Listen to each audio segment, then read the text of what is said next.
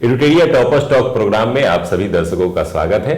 आज से हम एक ऐसी श्रृंखला शुरू कर रहे हैं जिसमें आपको विभिन्न टॉपर से आपकी मुलाकात कराएंगे। उनके व्यक्तिगत जीवन से लेकर के उनके शिक्षा से संबंधित जीवन और उनके तैयारी के बारे में हम लोग जानेंगे, जो कि आपके लिए, आपके तैयारी के लिए इंस्पायरिंग हो सकता है। वहां से आपको काफ़ी कुछ सीखने को मिल सकता है।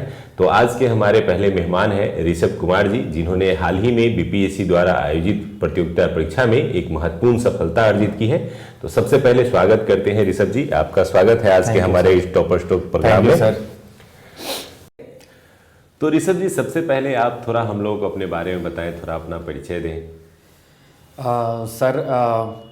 मैं लखीसराय से आता हूँ, मुख्यतः मेरा गृह जिला वो है, पर मैं प्रिपरेशन के लिए पटना में रह रहा था अपने प्रिपरेशन के दौरान।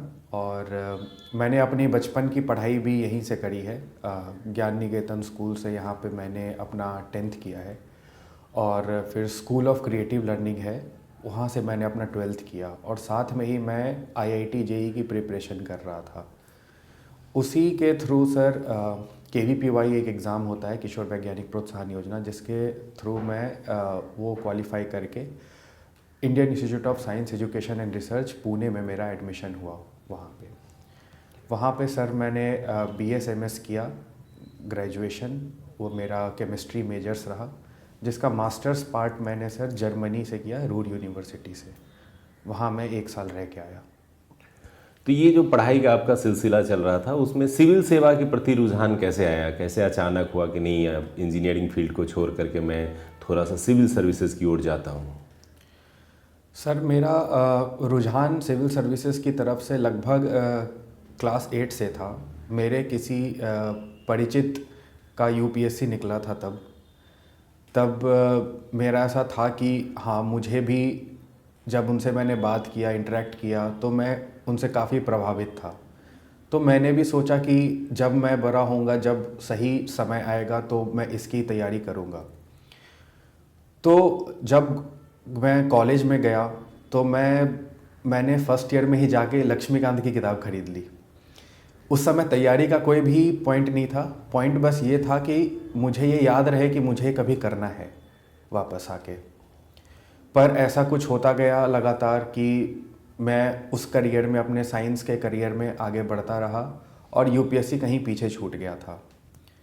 जब कोरोना का समय आया, कोविड काल में, उस समय मुझे थोड़ा सा समय मिला, तो मैंने लक्ष्मीकांत खोल के कुछ चैप्टर्स उसके पढ़े।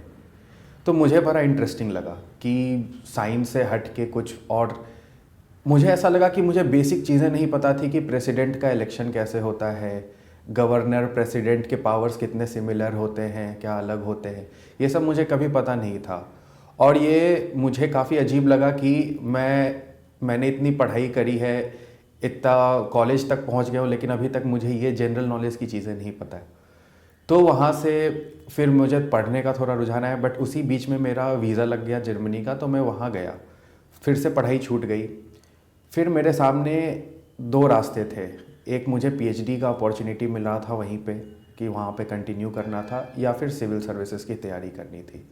मैंने सोचा कि ये सही समय है सिविल सर्विसेज की तैयारी करने के लिए, इसीलिए मैंने वहाँ से फिर सिविल सर्विसेज को चुना, और मैं वापस इंडिया आया, और बिहार में ही रह के अपने घर पे पटना में रहकर मैंने तैयारी करी। तो ये आपकी जो सिविल सर्विसेज की जर्नी स्टार्ट हुई, इसमें आपने UPSC को भी फोकस किया था, साथ साथ BPSC भी किया था, या केवल UPSC आपका पहला टारगेट रहा था? सर, UPSC मेरा फर्स्ट टारगेट था, और मैंने UPSC को ही ध्यान में रखकर पूरी तैयारी करी थी। बट मैंने 67th का भी फॉर्म भर दिया था साथ में, क्योंकि मैं तब आया था। तो उस समय मुझे BPSC के बारे में ज़्यादा नॉलेज नहीं था। मेरे पापा से मुझे इस बारे में नॉलेज मिला कि BPSC में क्या पोस्ट होते हैं, कैसे UPSC से सिमिलर होते हैं सिविल सर्विसेज। वहाँ से मैंने BPSC के बारे में पता चला, और मैंने फॉर्म भरा सर उस टाइम। BPSC में ये आपका जो 67th BPSC में सिलेक्शन हुआ है, ये आपका कौन सा प्रयास था? मतलब BPSC में पहला प्रयास था, या इससे पहले भी आपने प्रयास दिए थे? सर, मेरा BPSC में ये पहला प्रयास था, और मुझे पहले ही प्रयास में 80वां रैंक मिल के मैंने DSP का पोस्ट मिल गया। तो पहले प्रयास में आपने DSP का पद लिया, अच्छा रैंक भी मिला, इसके लिए पूरी टीम की तरफ से आपको पुनः एक बार बधाई। Thank you sir. थोड़ा ये हमको बताइए कि आपने प्रारंभिक पढ़ाई जो है वो आपका साइंस बैकग्राउंड का रहा और फिर आपने आर्ट्स क्षेत्र में काफ़ी कुछ पढ़ना शुरू किया और आपने बेसिकली अच्छे नॉलेज लिए ताकि आप जीएस और जो पीटी मेंस की परीक्षा है उसको अच्छे से आप क्रैक कर सकें। कितना टफ रहा, क्योंकि बहुत सारे स्टूडेंट्स के ये क्वेश्चन रहते हैं कि मैं साइंस बैकग्राउंड का हूँ, आर्ट्स पढ़ने में मन नहीं लगता है, आर्ट्स बैकग्राउंड का हूँ, साइंस पढ़ने में मन नहीं लगता है। कितना टफ रहा आपके लिए थोड़ा सा ये चेंज करना? सर टफ तो था, पढ़ने से ज़्यादा तो काफ़ी ज़्यादा टफ लिखना था, क्योंकि लिखने का जनरली जो साइंस के फील्ड में होते हैं उनका लिखने की आदत छूट जाती है। जनरली जो क्वेश्चन सॉल्व करते हैं एमसीक्यू के फॉर्म में सॉल्व कर रहे होते हैं पिछले 5-7 सालों से अपने ग्रेजुएशन तक। पढ़ने में भी सर ये था कि जब बेसिक बुक्स उठाई, एनसीईआरटी उठाई, तो पढ़ने में स्टार्टिंग में सर बहुत मज़ा आ रहा था, क्योंकि नई नई चीज़ें थी और ऐसा था कि वो सारी चीज़ें पता नहीं थी, तो पढ़ने में और भी रुचि आ रही थी उस समय पे। और बेसिक से जब हम स्टार्ट करते हैं कुछ पढ़ना कहानी के रूप में, एनसीईआरटी पूरी कहानी के रूप में है, तो उसको पढ़ना और भी इंटरेस्टिंग हो जाता है सर। पीटी जो कि एक ऑब्जेक्टिव बेस्ड एग्ज़ाम होता है जिसके लिए आपका नॉलेज, फैक्ट्स बहुत इंपॉर्टेंट होते हैं, तो उसके लिए क्या स्ट्रेटजी आपने अपनाई थी? स्पेशली पीटी कैसे क्रैक किया आपने? सर प्रीलिम्स के लिए मैंने हमेशा अपना फोकस एनसीईआरटी पे रखा। बेसिक बुक्स मैंने टॉपर टॉक सुने काफ़ी ज़्यादा, यूट्यूब पे अवेलेबल है जो है, वहाँ से मैंने ये समझा कि अपने सोर्सेज को लिमिटेड रखना और बार बार पढ़ना है, और उसमें से सबसे इम्पॉर्टेंट सोर्स एनसीईआरटी है, वहाँ से शुरू की जा सकती है चीज़ें। तो मैंने एनसीईआरटी को बहुत बार पढ़ के उसमें से खुद की अपनी नोट्स बना ली, वो मेरा फाउंडेशन मटेरियल था सर। उसके बाद मैंने पीटी के लिए जैसे एडुटीरिया की मैगज़ीन आती है 1 साल वाली, जो समराइज्ड रहती है, तो वो मेरे लिए ऐसा था कि वो 100 पेज की मैगज़ीन आती है, एग्ज़ाम के क्लोज आती है, तो मैंने उसको कई बार पढ़ के 4-5 बार पढ़ के उसे रट लिया था मैंने।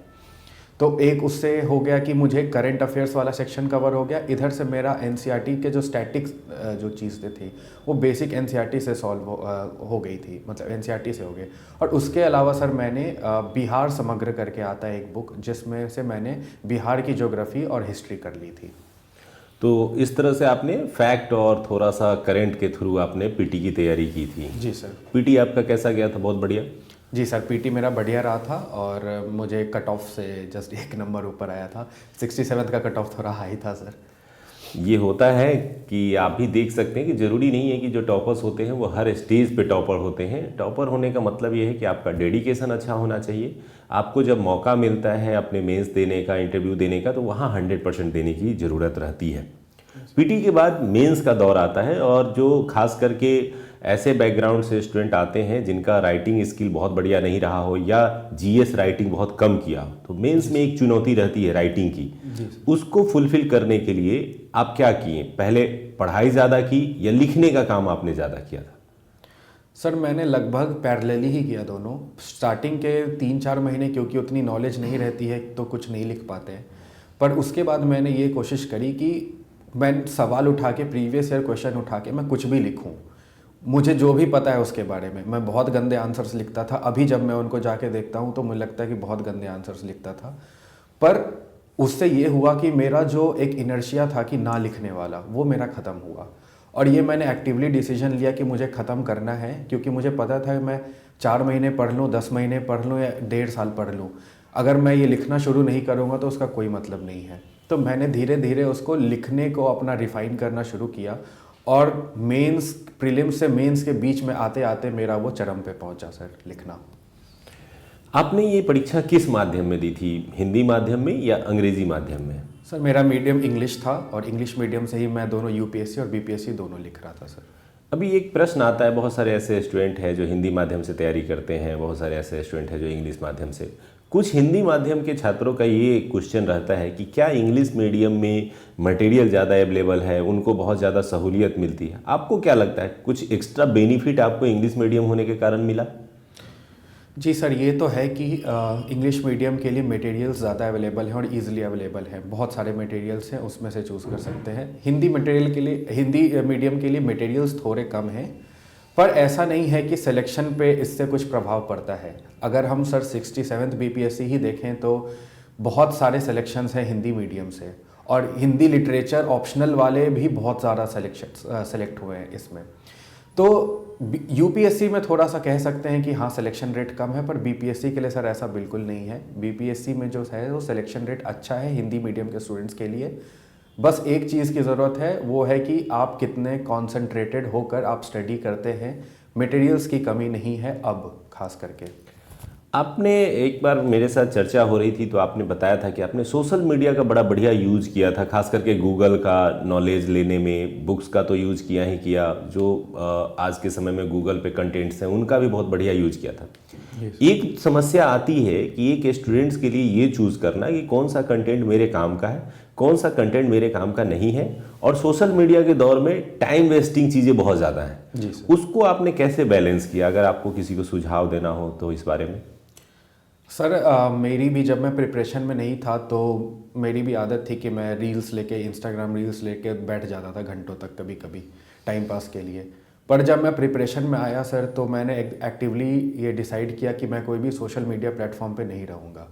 मैंने 2 साल के लिए अपना पूरा इंस्टाग्राम, फेसबुक जितनी भी चीज़ें हैं मैंने बंद कर दी। मैंने एक टेलीग्राम अकाउंट रखा और यूट्यूब रखा, क्योंकि ये दोनों जो सोर्सेज हैं वो पढ़ाई के लिए, प्रिपरेशन के लिए बहुत ज़रूरी थे। पर ये भी कभी कभी होता था कि बोर हो जाने पे ऐसा होता था कि अब यूट्यूब पे भी शॉर्ट्स आ गए, वो भी देखने लग गए। पर मैंने इसको टाइमिंग करके रखा था। मैंने अपने फ़ोन के लॉक लगा के रखा था कि 15 मिनट से ज़्यादा मैं उस पर टाइम वेस्ट ना कर सकूं।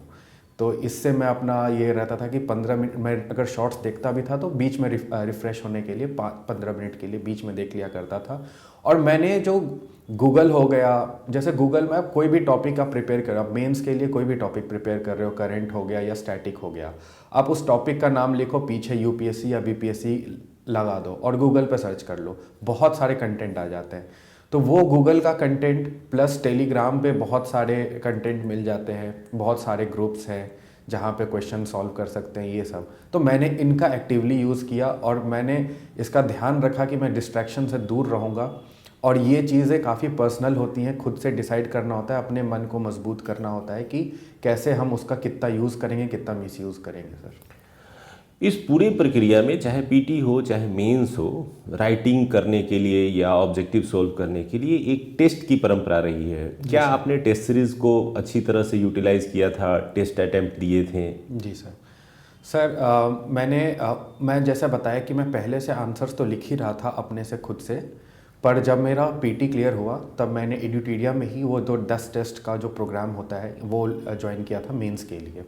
और मैंने 10 टेस्ट, क्योंकि उस टाइम पे सर व्हाट्सएप वाला वो टेस्ट होता था कि आपको इतने बजे से इतने बजे तक ही सबमिट कर सकते हैं, तो मैं उस टाइम पे ही बैठ के टेस्ट देता था और प्रॉपर 3 घंटे बैठ के मैंने 10 के 10 टेस्ट लिखे।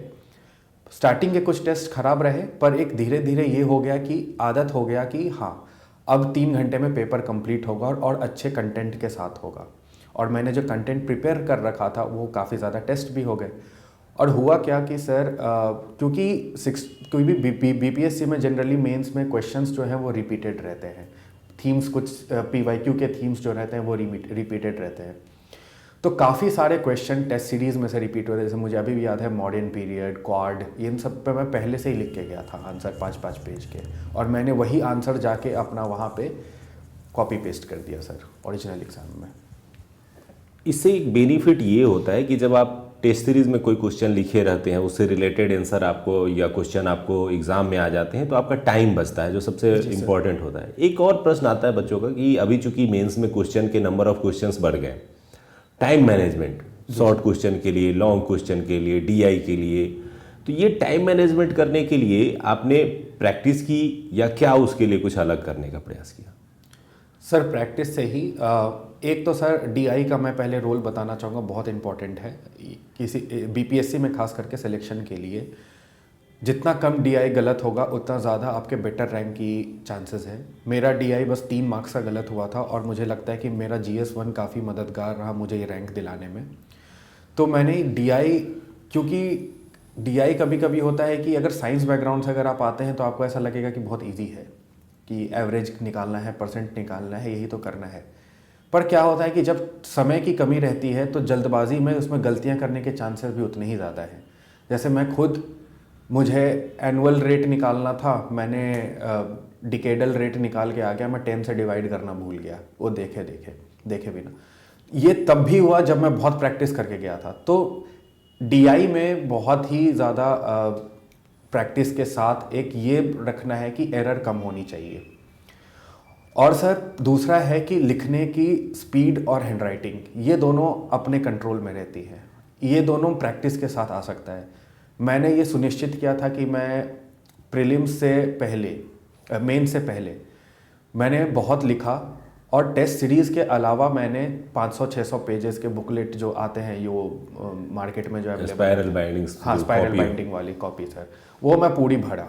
मैं बार बार लिख रहा था। अब मौर्यन पीरियड मुझे पता था कि मौर्य, पाला, एक जो सर मधुबनी पेंटिंग और जो पटना कलम पेंटिंग, इन सब में से कुछ आना है, ये तो पक्का पता था कि PYQ देख के। तो मैंने इन सबको 2-2 बार लिख लिया। तो इससे हुआ क्या, मेरे पास एक टेम्पलेट रेडी हो गया था। तो लिखने से और टेम्पलेट रेडी हो गया था, और मेरा समय उस दिन बचा ओरिजिनल वाले एग्ज़ाम के दिन, कि मैंने वही टेम्पलेट जाके वहाँ पे कॉपी पेस्ट कर दिया। तो मुझे जहाँ पे ज़्यादा समय लगना था वहाँ पे काफ़ी कम समय लगा। तो कुछ चीज़ें जो होती हैं, कुछ जो क्वेश्चंस रहते हैं, सेक्शंस रहते हैं, हम वहाँ पे स्मार्टली वर्क करके अपना टाइम रिड्यूस कर सकते हैं। जैसे पेपर 2 में बात करें तो साइंस टेक के जो क्वेश्चंस होते हैं वो जनरली रिपीटेड रहते हैं। नैनो टेक्नोलॉजी, बायोटेक्नोलॉजी, यही सब के ऊपर क्वेश्चंस जनरली रिपीटेड रहते हैं। इन सब पे हम प्रिपेयर कर सकते हैं। या role of technology in mitigating droughts and floods in Bihar, अब इन सबको पहले प्रिपेयर कर सकते हैं। इट मीन्स आपका कहना ये है कि जो भी प्रिपरेशन होता है उसमें जो प्रीवियस ईयर क्वेश्चंस हैं या जो सिलेबस है उसका बहुत बड़ा रोल होता है। अगर आप उसको पहले से प्रिपेयर रखते हैं तो एग्ज़ाम में आपको काफ़ी हेल्प मिल जाता है। जी सर।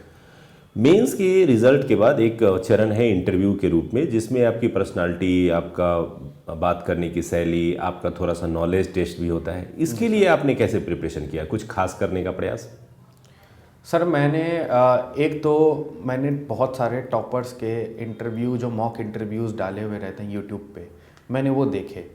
कि पहले तो मैंने ये देखा कि उन्हें फीडबैक क्या मिल रहा है, कैसे बैठना है, कैसे एंटर करना है, परमिशन सीक करनी है, ये सारी चीज़ें मैं पहले वहाँ से एक ओवरव्यू ले लिया कि क्या होता है ये।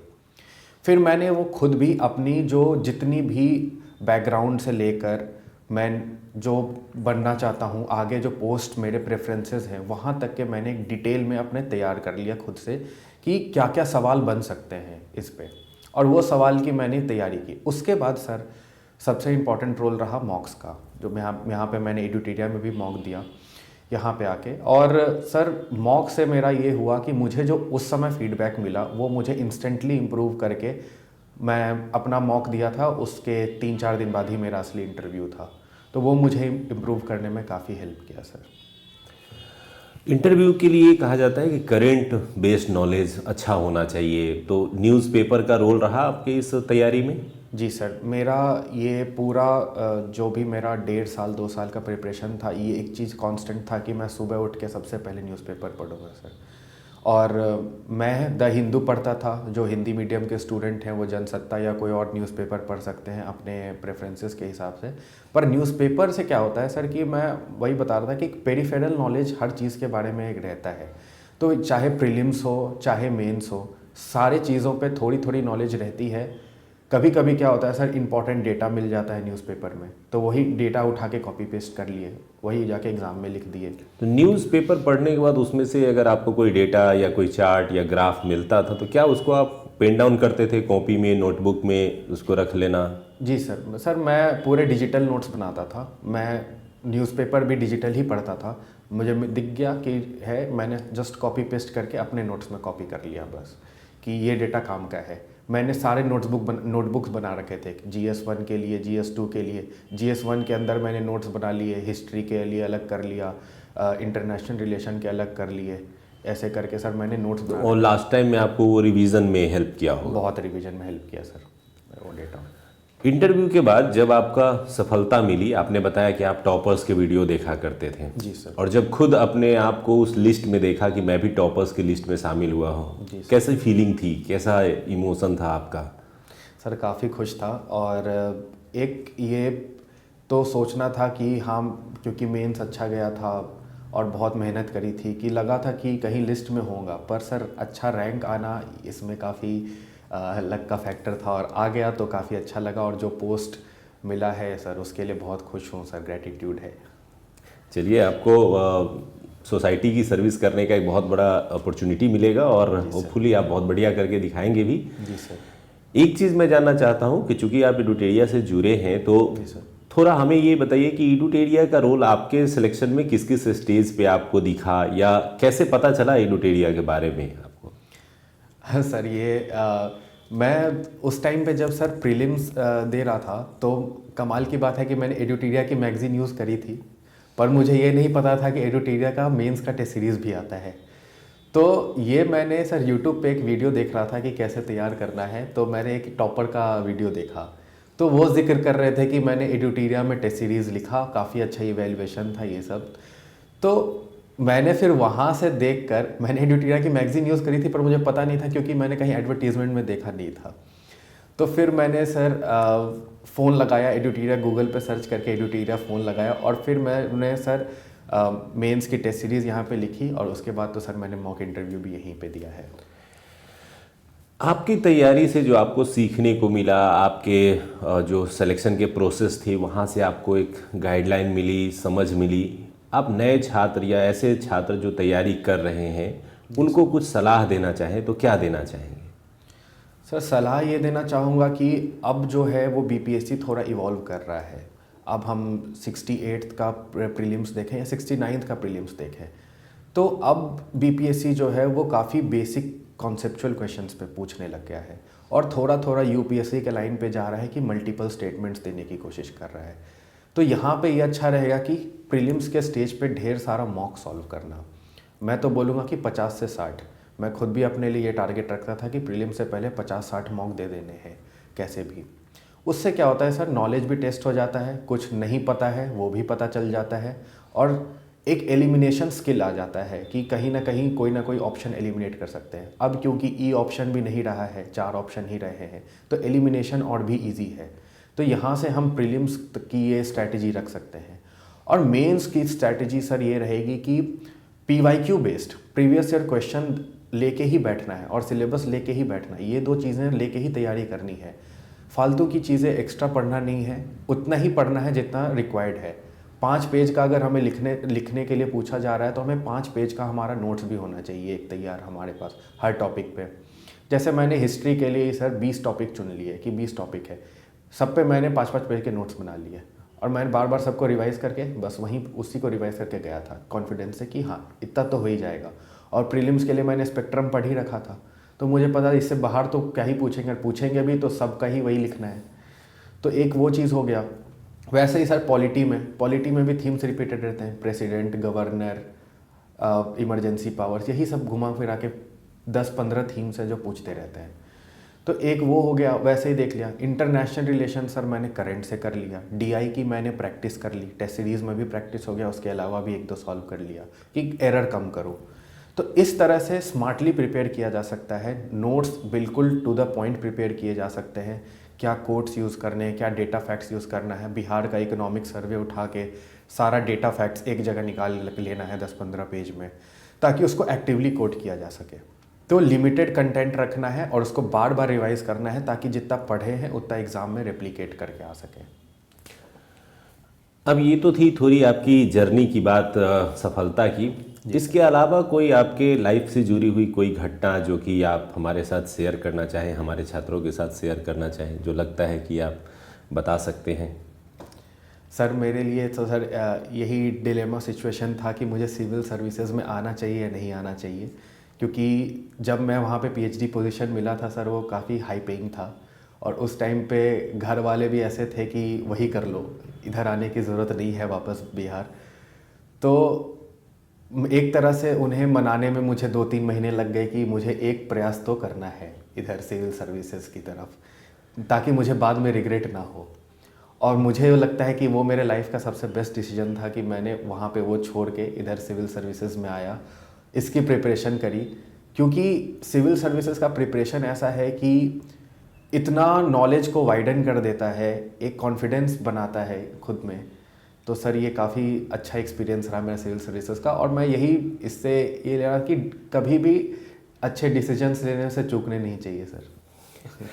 कई बार वो उस समय में लगता है कि थोड़ा मैं टफ डिसीजन ले रहा हूँ, जी सर। थोड़ा हार्ड डिसीजन है, लेकिन फ्यूचर में जब आपका वो सफल हो जाता है तब पता चलता है कि मेरा वो हार्ड नहीं, वो मेरा सबसे बेहतरीन डिसीजन था। जी सर। आशा करते हैं कि आपकी प्रिपरेशन आगे भी जारी रहे और कुछ और भी बेहतर पद आप पाएँ और सोसाइटी को और बेहतर एक अधिकारी के रूप में आप काम कर सकें। आपको इस सफलता के साथ साथ आगे की जर्नी और उज्जवल भविष्य के लिए पूरे इडुटेरिया परिवार की तरफ से हार्दिक शुभकामनाएं। Thank you sir. Thank you sir.